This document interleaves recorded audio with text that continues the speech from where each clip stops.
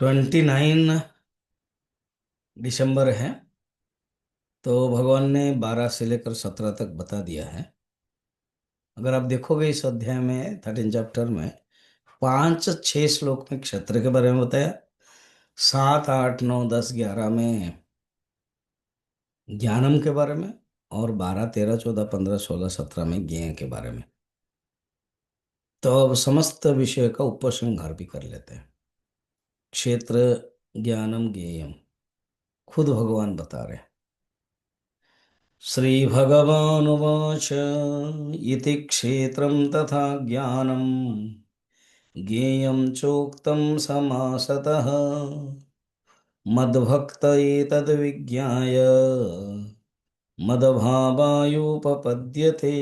इति इस प्रकार के क्षेत्रम, ये जो क्षेत्र है जो बताया 5 और 6 श्लोक में।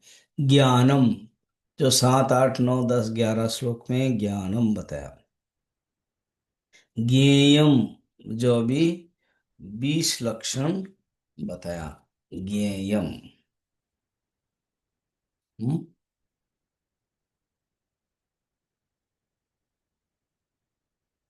तो क्षेत्र के बारे में बताया। फिर उसके बाद ज्ञान के बारे में बताया। तो ये जो ज्ञान का लक्षण है ना वो 20 लक्षण था। 20 इसी में भी था। वो भी 20। ऐसे जानने से कहते हैं यहाँ संक्षेप में बताया। समास होता है मदभक्त ये तद विज्ञान। मेरा जो भक्त है मेरे स्वरूप को जान करके मदभाव। मदभाव मेरे भाव। भाव माने स्वरूप स्वभाव। परमात्मा स्वरूप क्या है? मोक्ष स्वरूप। ऐसे जानते हैं। इसीलिए उपनिषद में कहते हैं यस्य देवे परा भक्ति यथा देवे तथा गुरु तस्येते कथिता ह्यर्थाः प्रकाशन्ते महात्मनः। जिसके भगवान में अत्यंत भक्ति है, जैसे भगवान में है वैसे गुरु में भी है,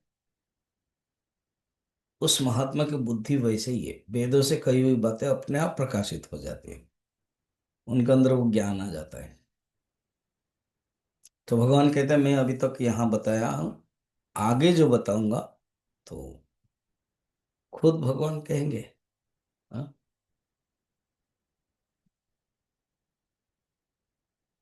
तो अब जो अगले में भगवान बताने वाले हैं।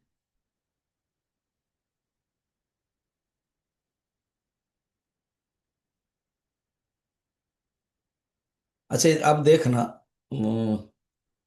7वें अध्याय में ना प्रकृति के बारे में बताते हुए अपरा प्रकृति परा प्रकृति बताई गई है।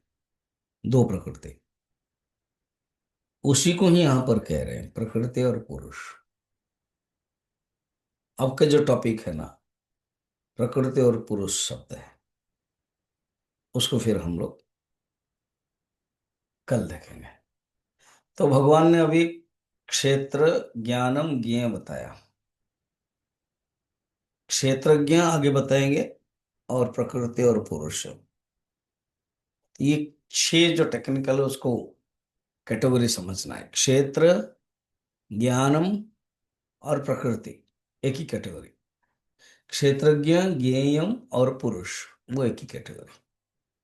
इस ढंग से विचार की शैली है, विचार के मेथड से।